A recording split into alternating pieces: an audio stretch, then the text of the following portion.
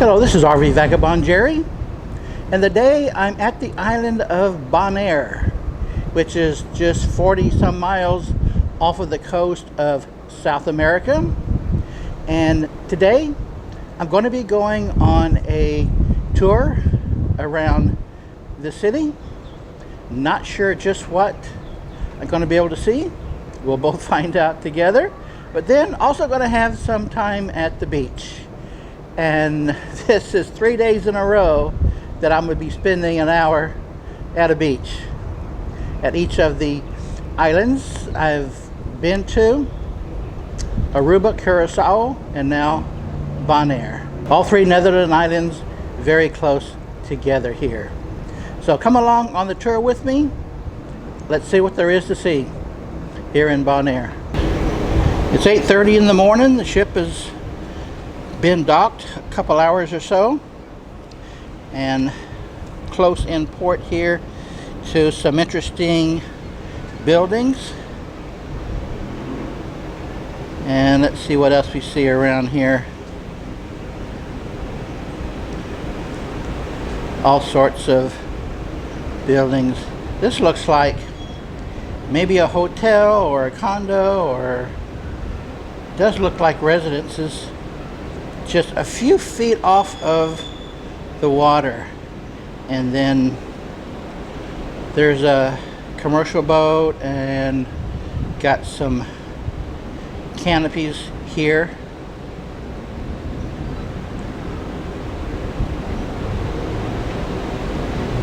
I wonder what that is. Here are people from our ship waiting to be picked up by their tour buses, or maybe they're going to be picked up by this boat to take a tour around the shoreline.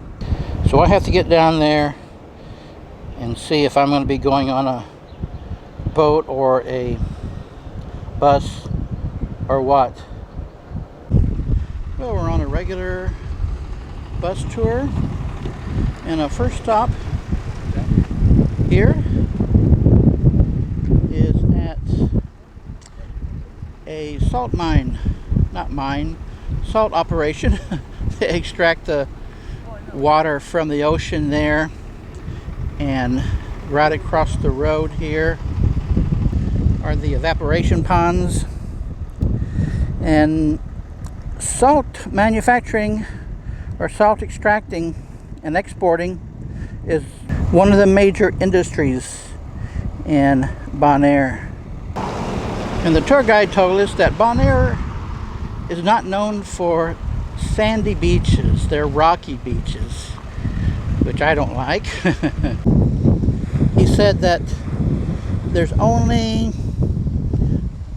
a few beaches in Bonaire that you would really call a sandy beach.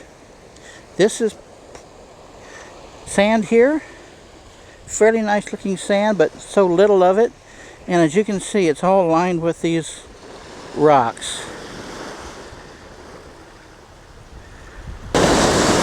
Of these three islands, I would say that Curacao has the best beaches. The tour guide also said, however, is that Bonaire is known to have the cleanest water and is very popular with divers. He said it's some of the cleanest, clearest water in the world. You see this pink pyramid, and then over here is an orange pyramid. The tour guide said those are just point markers. So if you're out in the water and you kind of get lost, you're not sure where you need to pull in, you remember the color of the pyramid where you were. And these are slave huts. He said they ended slavery officially in 1863, but they have maintained these slave huts as a reminder of those slavery days. Each one of these huts would sleep 6 or 8 slaves, and then each morning they would have to get up and walk up to 2 or 3 miles to their work point. Let me show you inside this one. This door is like about 2.5 feet high, and that's all it is. I mean, they would sleep shoulder by shoulder right there. It's like about the size of a queen size bed, and they would sleep like 6 to 8 people. I don't know if they even had any pallets or something to sleep on. Some more divers here.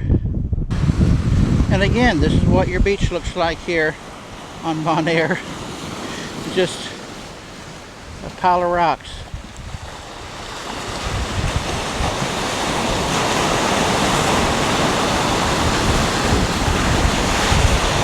Right there, people are kite surfing.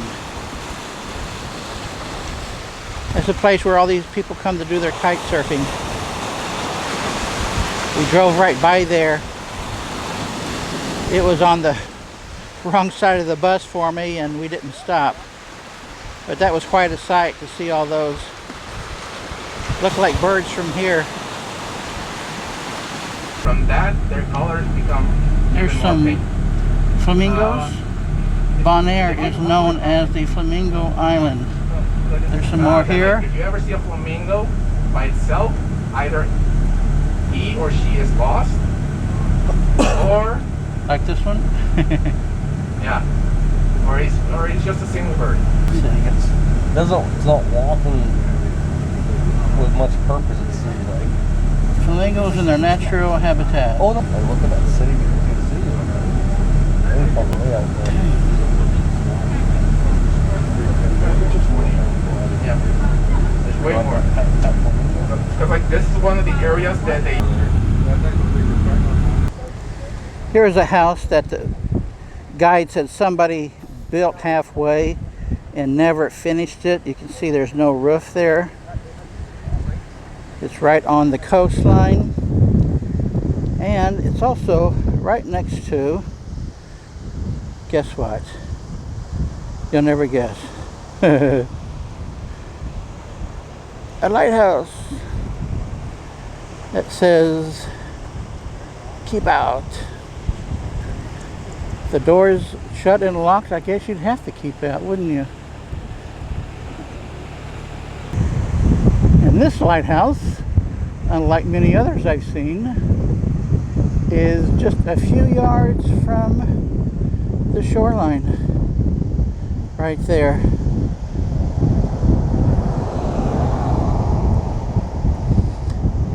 And I saw over here there is some stacked rocks. There you go. There's some more. People like to stack rocks like that. I guess that's a hobby or something.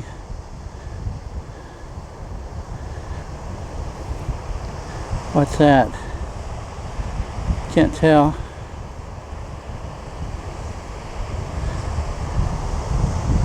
Well, there's some interesting things around Bonaire. Here's a game I never heard of. Toilet seat tossing. And they got a ringer.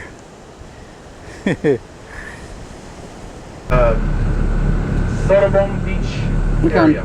Look how narrow that road is. Windsurf, the one that I was talking. That's what we're driving on. 45 minutes, if I'm correct. I had a friend that had a saying that he came once to the Caribbean. He's from New York, and he was like, Caribbean life. This is where That helps pump the water. another way the water gets in across that bridge over to the evaporation ponds. And then over here to the right are windmills My dad back in that 1994 pump water was the first one from to bring the ocean use, inlet to solar the panels on the island. evaporation At the ponds time, or wherever they need the in water to early go, 90s, they didn't believe so in, they don't use natural electricity. energy, you know? And all of the salt production operation here is done by an American company called Cargill. Our next stop is at Sorbonne Beach, where we're going to stay for a couple hours.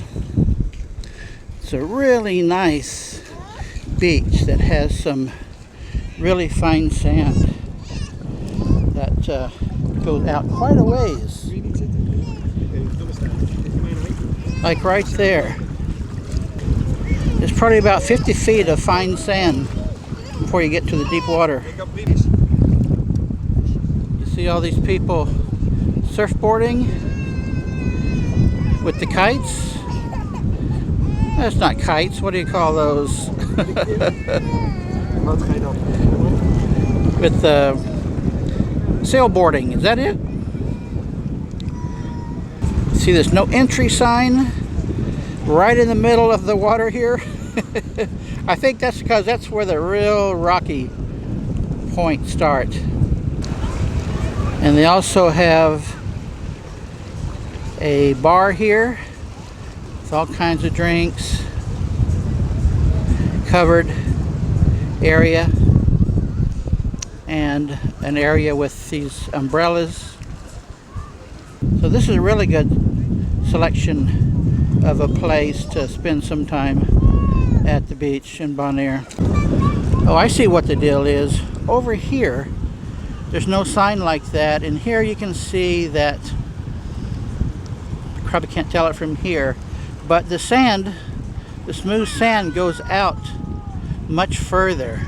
So you'll see people standing in the water right there that I'm going to go out and see if that's some nice sand to just stand there playing the waves.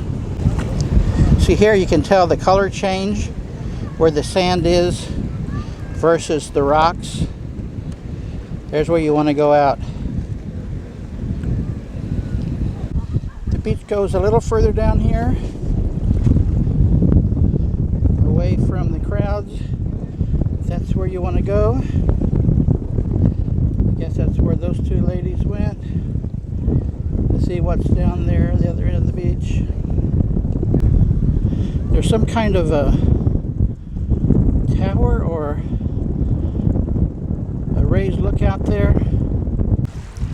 There's actually several places along here where you can go out pretty far into the water without getting into the rocks. You can see the change of the color of the water there. Look at the surfboarders,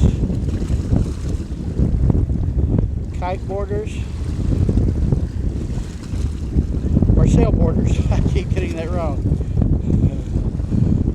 Just a short walk from where the bar is, I showed you, and that is an area here where you can park your cars right near the shoreline. Some people like it here rather than being in with the crowds.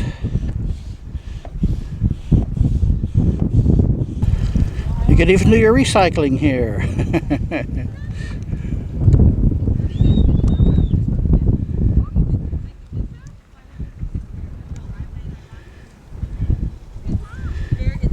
This is a nice area.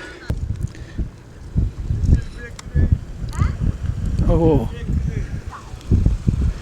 this is a good launching place for whatever kind of board you have. I imagine this is the most difficult way to do it.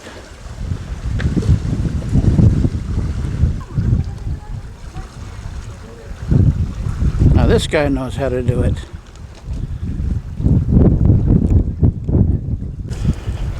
Got a boat launch and a dock here too.